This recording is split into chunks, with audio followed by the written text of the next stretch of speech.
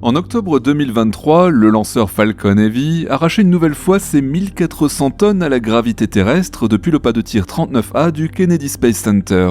Sous sa coiffe, une sonde minuscule en comparaison du mastodonte chargé de la propulser, 2 tonnes 6 au lancement pour une charge utile finale de 30 kg à peine. Voilà tout ce qui justifiait une telle débauche de puissance. Mais il est certain que les réponses apportées par ces 30 kg d'instruments seront scrutées par des regards sans doute un peu différents de ceux qui épluchent habituellement les données de ce genre de mission scientifique. Il suffit de jeter un œil au traitement médiatique dont a fait l'objet le décollage dans les médias grand public pour se faire une idée de la situation. Si la sonde Psyché a déclenché un tel engouement, ce n'est pas à cause de son mode de propulsion innovant, ni pour ses données scientifiques susceptibles d'alimenter nos modèles de formation des planètes. Non, c'est d'abord et surtout parce qu'elle vise l'astéroïde du même nom, qui symbolise à lui seul les ambitions d'une véritable nouvelle ruée vers l'or.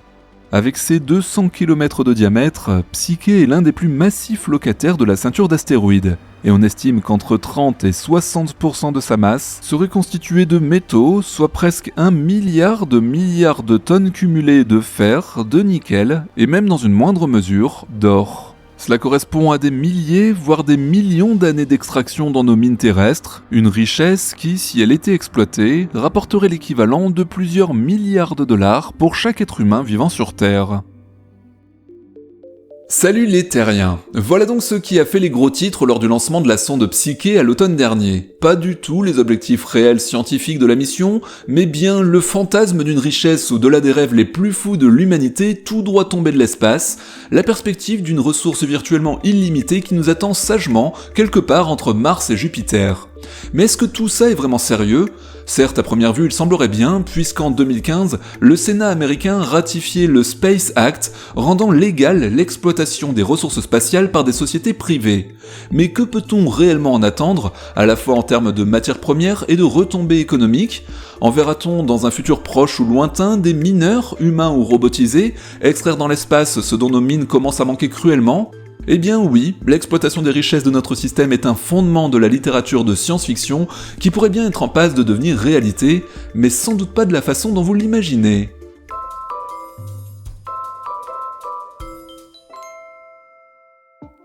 Alors avant toute chose, remettons une pendule à l'heure. Malgré tous les gros titres de la presse généraliste, la perspective d'un minage commercial ne fait absolument pas partie des sujets d'étude de la sonde Psyché. Si cette mission est une première, au-delà de ses aspects techniques, dont sa propulsion ionique à effet Hall, sur laquelle nous reviendrons peut-être dans un prochain épisode, c'est avant tout parce que jamais personne auparavant n'avait étudié in situ ce type très particulier d'astéroïde. Et ce qui rend Psyché si particulier, ce n'est pas son potentiel commercial, c'est sa nature de noyau planétaire mise à nu. La proportion métallique énorme que l'on évoquait laisse à penser qu'il s'agit possiblement d'un vestige de planète naine de plus grande taille, environ 500 km, qui aurait un jour volé en éclats dans une collision et dont il ne resterait plus que le noyau ferreux.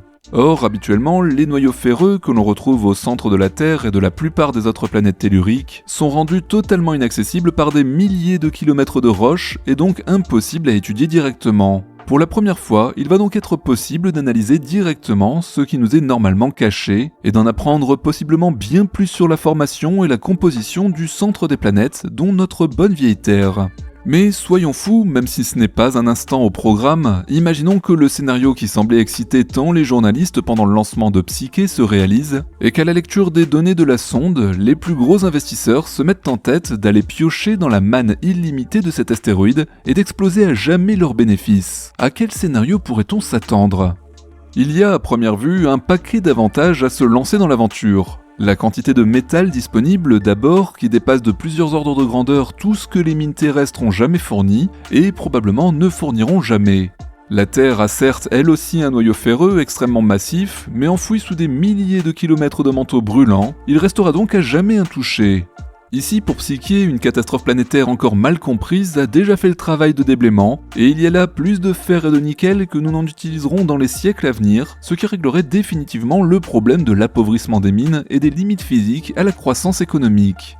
Un autre avantage tient à la concentration en métal du matériau exploité. Dans n'importe quelle mine métallique terrestre, il faut extraire pour chaque kilo de matière pure commercialisable des quantités immensément plus grandes de roches trop pauvres pour être utilisées, que l'on n'a pas d'autre choix que d'entasser tant bien que mal à proximité de la mine. Pour vous donner une idée, 1 kg d'or, ce sont avant toute chose 5000 tonnes de minerais extraites du sol, concassés et traités à grand renfort de chimie, puis laissés en tas à l'air libre. Les conséquences pour l'environnement sont en général dramatiques car ces milliards de mètres cubes de gravats annuels relâchent alors massivement dans l'air et dans l'eau des nappes et des rivières toutes sortes de polluants, y compris ceux déjà présents naturellement dans le sol, mais que l'on aurait préféré garder où ils étaient, c'est-à-dire enfouis loin sous terre.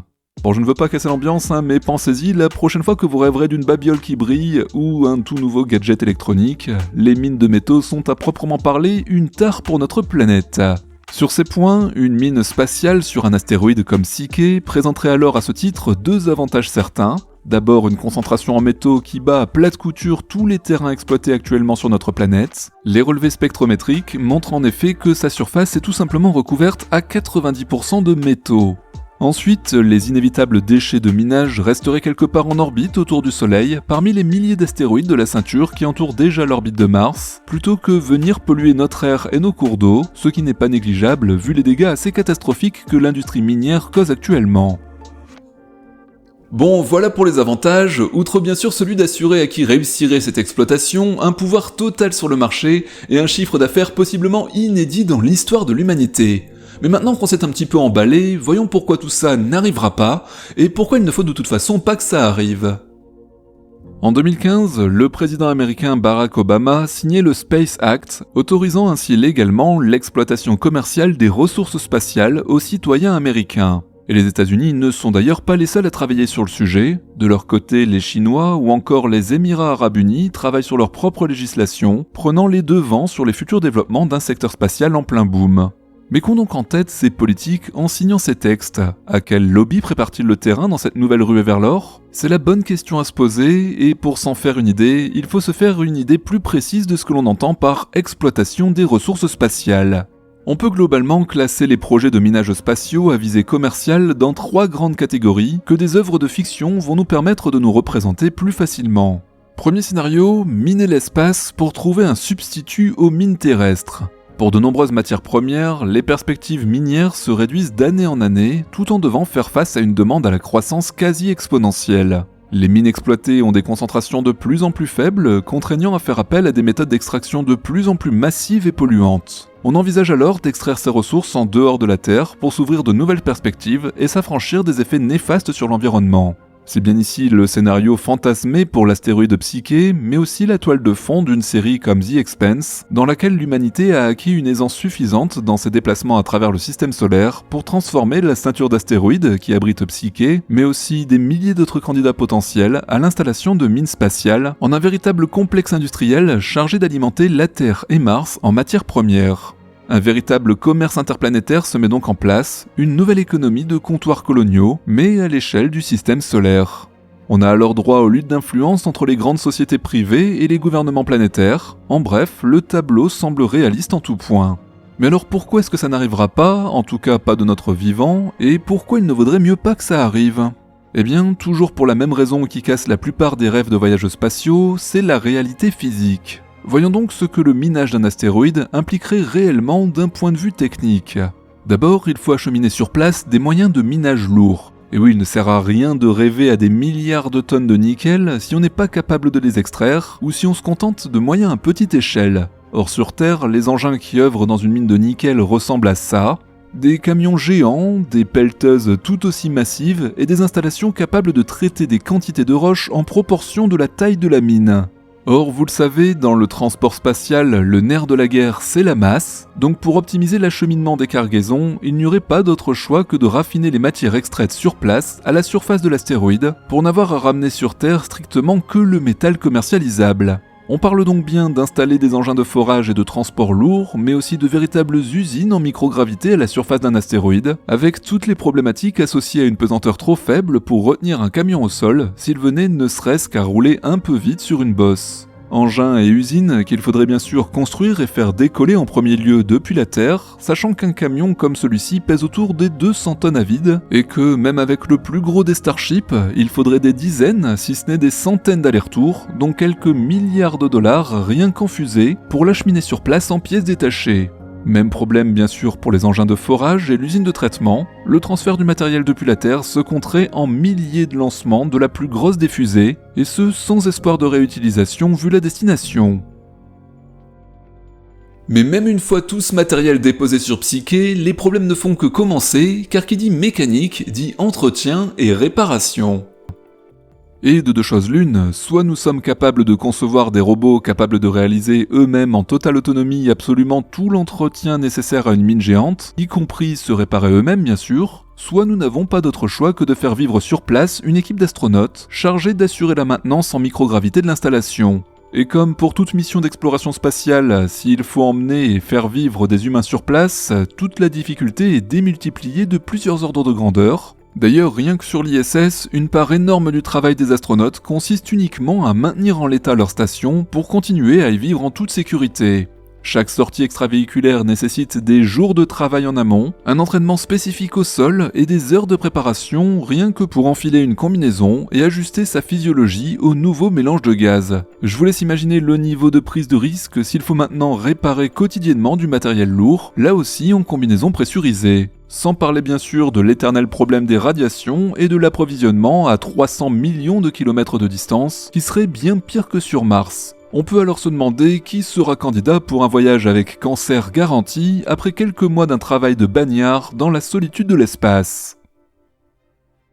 Sans compter qu'une fois extraites et traitées, ces matières premières devraient être renvoyées sur Terre avec un coût énergétique comparable à celui du voyage aller. Car avant d'envoyer des milliards de tonnes de métal sur Terre, il faudra déjà les amener en douceur jusqu'à l'orbite terrestre, parce que oui, sans ça, l'arrivée finale risque de mal se passer. Certes, redescendre dans l'atmosphère terrestre est moins cher que de monter vers l'espace, mais pas à n'importe quelle vitesse. Imaginons un instant qu'on se contente d'envoyer la cargaison depuis Psyché sur une trajectoire d'interception de la Terre en la laissant se cracher comme elle peut à la surface. Si la masse de métal envoyée est petite, ça donnera au mieux une pluie d'étoiles filantes impossible à collecter à son arrivée au sol, et si le paquet est assez gros, on peut raisonnablement espérer provoquer une petite catastrophe locale si une zone habitée est touchée, voire planétaire si on s'applique un peu. Souvenons-nous que la dernière fois qu'un astéroïde de plusieurs kilomètres est tombé sur Terre, les dinosaures l'ont mal vécu. Pour exploiter les milliards de tonnes de métal espérées, il faudra donc, toujours à grand renfort de carburant, dont on peut se demander d'où il sortira pour ce trajet retour, ralentir cette masse fabuleuse, bien plus gigantesque encore que celle du matériel de forage à l'aller, jusqu'à la déposer en douceur sur notre bonne vieille Terre, si possible sans raser une ville à l'arrivée.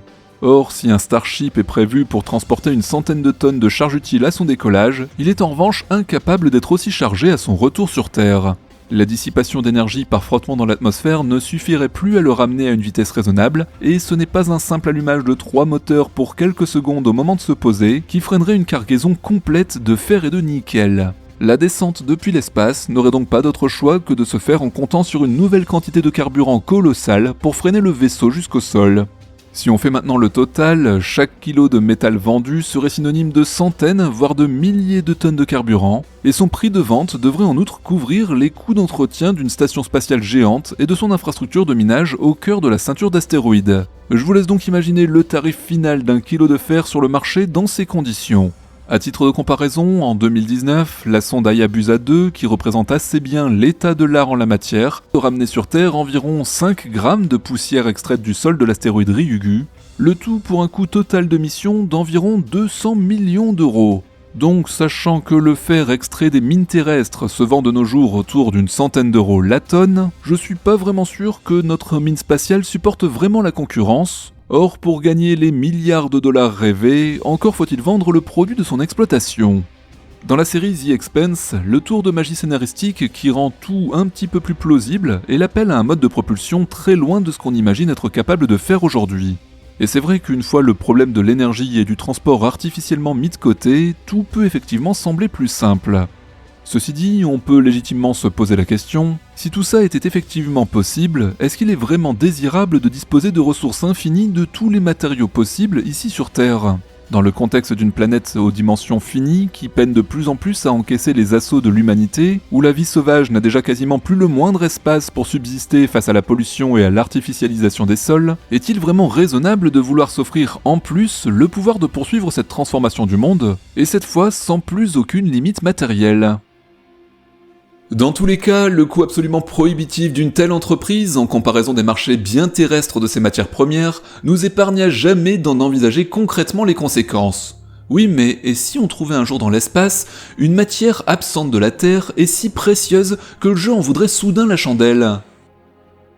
Eh bien, c'est le scénario numéro 2, celui d'Avatar, celui de la découverte d'une ressource si précieuse qu'elle en viendrait tout simplement à changer les règles économiques. Le vilain businessman nous le rappelle explicitement, si les humains se lancent dans une entreprise aussi vertigineusement coûteuse que la colonisation de Pandora, qui est d'ailleurs, s'il faut le rappeler, une lune du système alpha du Centaure éloignée de plus de 4 années-lumière, c'est parce qu'ils viennent en extraire l'unobtainium, un métal qui se vend 20 à 40 millions de dollars le kilo.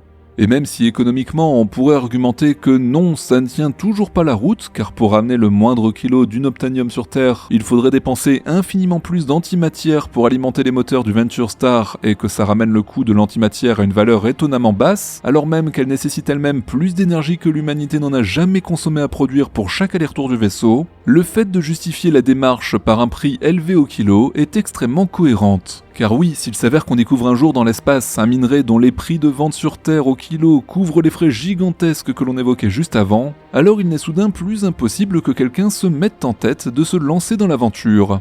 Par exemple, si la poussière de Ryugu valait soudain pour une raison ou une autre plusieurs centaines de millions d'euros le gramme sur les marchés, alors nul doute qu'il se trouverait une entreprise pour répéter l'opération Hayabusa à plus grande échelle et se faire un bénéfice conséquent. Oui, mais l'unobtainium est un métal de fiction, et jusqu'à aujourd'hui, on ne connaît aucune matière première dont le prix au kilo est tel qu'il justifierait la mise en œuvre de tels moyens. Enfin, presque aucune. Il existe une variante un peu plus réaliste du scénario précédent, et c'est celle du film Moon de Duncan Jones, sorti en 2009. Si vous ne l'avez pas vu, réparez cette erreur car c'est un chef-d'œuvre bien trop peu connu.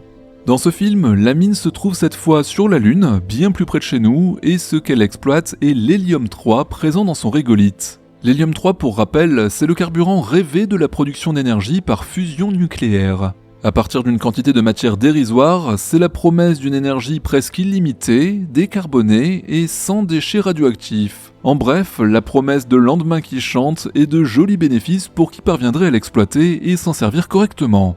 Cette fois, la base d'exploitation est quasi automatique, uniquement gérée et entretenue par un unique astronome laissé sur place pour des missions de 3 ans. Et si on oublie qu'il grille à petit feu sous l'effet des radiations et qu'au bout de 3 ans seul, il aurait de bonnes chances de rentrer directement à l'asile, voilà un scénario infiniment plus plausible. Faire vivre des techniciens sur la Lune est bien plus envisageable que sur Psyché ou Pandora, et si l'enjeu est de fournir à l'humanité entière de quoi s'alimenter en énergie à partir de masses de matière assez réduites, alors le jeu peut cette fois en valoir la chandelle. D'autant que dans le film, on voit clairement que les colis sont acheminés vers la Terre à l'aide d'un canon électromagnétique tout à fait réaliste qui permettrait d'éviter bien des allers-retours de fourniture de carburant. Mais bon, tout n'est pas simple pour autant, faire fonctionner des engins mécaniques sur la Lune est un défi technique énorme, le régolithe est un matériau extrêmement abrasif, capable de venir s'insinuer dans les moindres recoins et d'user les pièces en un temps record. Les astronautes d'Apollo en ont d'ailleurs fait les frais, suite à son côté collant et impossible à épousseter.